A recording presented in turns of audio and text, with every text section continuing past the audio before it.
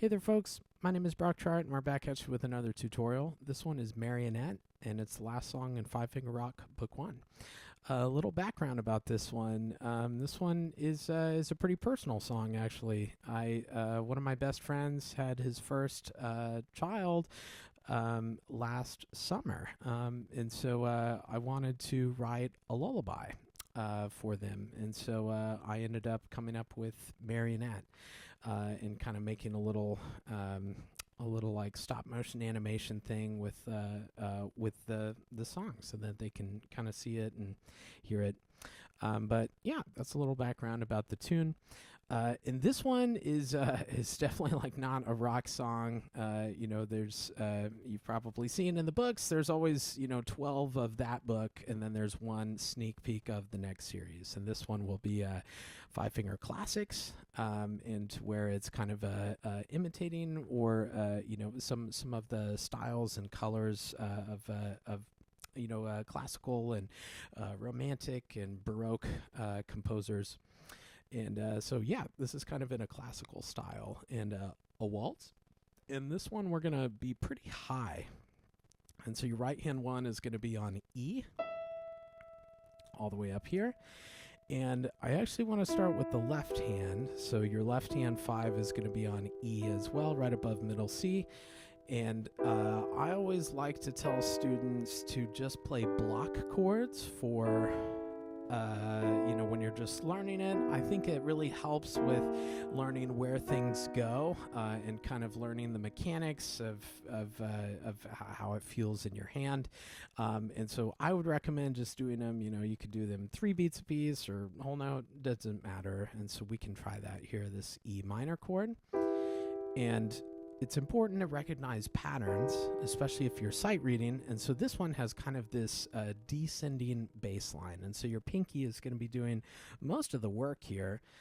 So we've got this E minor chord, and I'm stretching that pinky a little bit. And remember, whenever I have a thumb or a pinky on a black key, I like to go into the key bed a little bit. And we've got this augmented chord here. And then I'm going to kind of flip-flop. My thumb hasn't moved, but everything else kind of has. And so I am going to use my thumb as my anchor there on that B.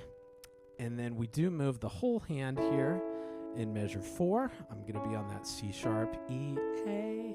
And then I'm just going to lower that pinky. I'm going to move everybody down 1, 2, 5. Keep everybody the same except the pinky. And then bring everybody in for that B chord. And so, yeah, I always like to encourage students just to do block chords, just to, kind of see how it feels and learn the notes. And then you can try it with the time. 1, 2, 3, 1, 2, 3, 1, 2. And we are using the pedal in this one. And so definitely take advantage of the damper pedal. As soon as you hit the second one, like that beat 2 half note there, you can start moving to that next one. Especially like your pinky is going to be doing most of the heavy lifting and stuff. And so if you watch my hand, as soon as I hit that half note, my hand is getting prepared and ready to go for that next chord. So it just helps me prepare, make sure that I don't freak out when I need to hit it. So the left hand is kind of our metronome. It's keeping time, while the right hand kind of floats over the top. 2, 3, 1, 2, 3, 1, 2, 3, 1, 2, 3. And so we do have that A sharp in there, and I like to play that with a 4. And then I'm going to stretch. And again there, we've got pedaling here. And so after I play that E on the and of 1 and measure 4, I can go ahead and start stretching for that octave. And it's just low E, high E, right in measure 5. And then this is kind of a tricky rhythm. We've got that some 8th note triplets there. Some people like to count them different ways. I like 3 triplet 1 or 3 triplet 1. So, and I'm just kind of just going down my hand, honestly. 5, 4, 3, 2, 1. And then I'm kind of adjusting for 3, 3, 4, 5, 4. And then it should bring me back right to the beginning. And so let's try that one more time. This is measure 5, so we're up on that high E. So it'll be ready, E, 3 triplet, 1, 2, and I'm moving. And again, as soon as I hit that B, I'm holding down the pedal so I can get ready before I need it. So, and I would encourage, this is the sort of piece where it's flexible with the time. And so you can stretch phrases, you can compress phrases. Think of it like the tides of the ocean. It comes in, it goes out. And so with this phrasing, if you're playing at solo piano, you can stretch things. And then you can also compress things.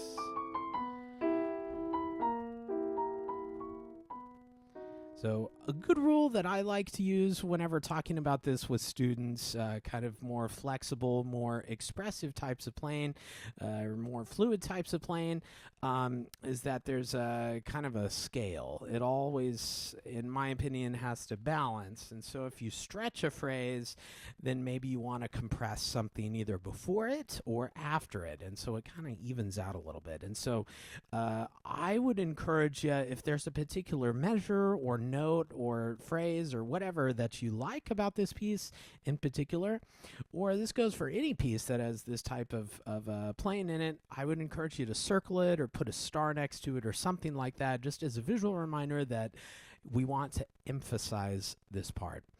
And why I'm talking about that is that if I like a moment in a song, I want to hear it more. I want to live in that moment a little bit longer.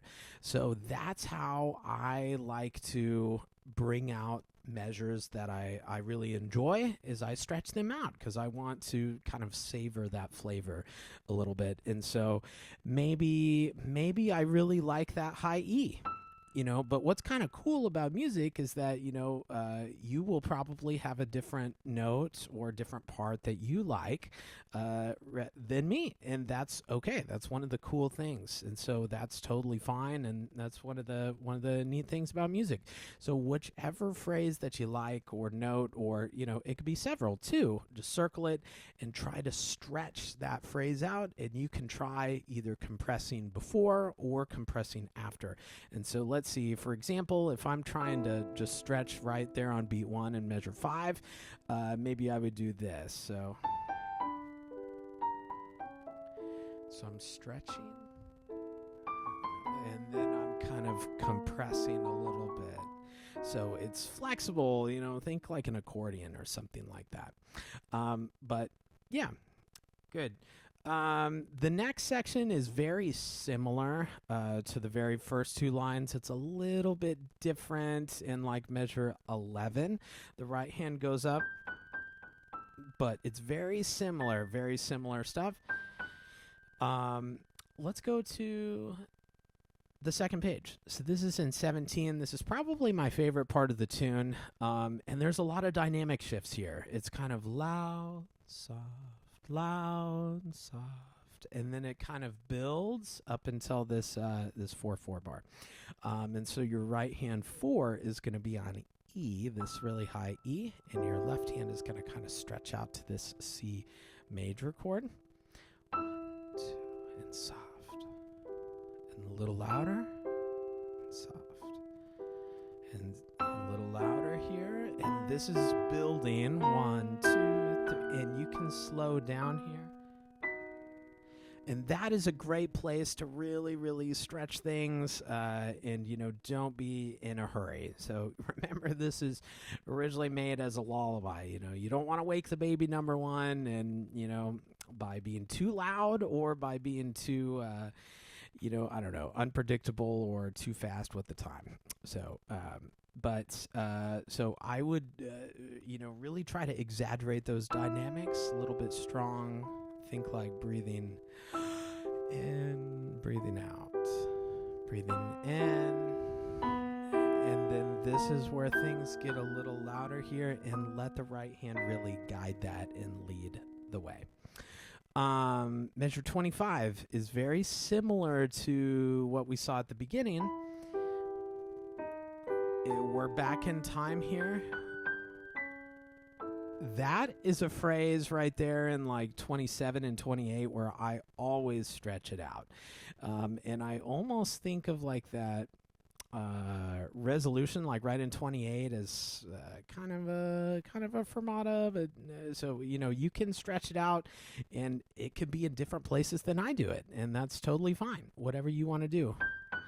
One, hold, and then whenever you're ready,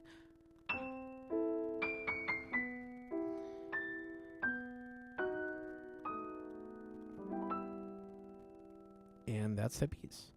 Very last bit of advice on this one for like that roll at the end. Some students, if they haven't seen that before, can struggle with that. And so it's kind of like a wave with your fingers, just from low to high. And you can practice that. Eventually, we just want it to kind of be like happening so fast that you don't hear it. But you can start out just by doing quarter, quarter, quarter, quarter, quarter, quarter. And just kind of speeding that up. Quarter, quarter, quarter, quarter, quarter, quarter.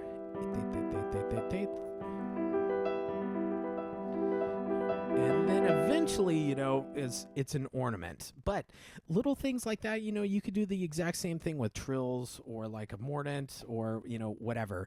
But you can stretch things out, and you can, kind of put them in time in a meter just to get used to the pattern with your fingers, the mechanics of your fingers. So, and, whenever you do it for real and you feel comfortable about it, then it sounds very natural. But, some work had to go in before to make it sound effortless. But I think that'll do it for Marionette. So thank you guys for tuning in. I hope you enjoy the tune, and hope this video helped you learn it. Thank you so much. I'll see you in the next one.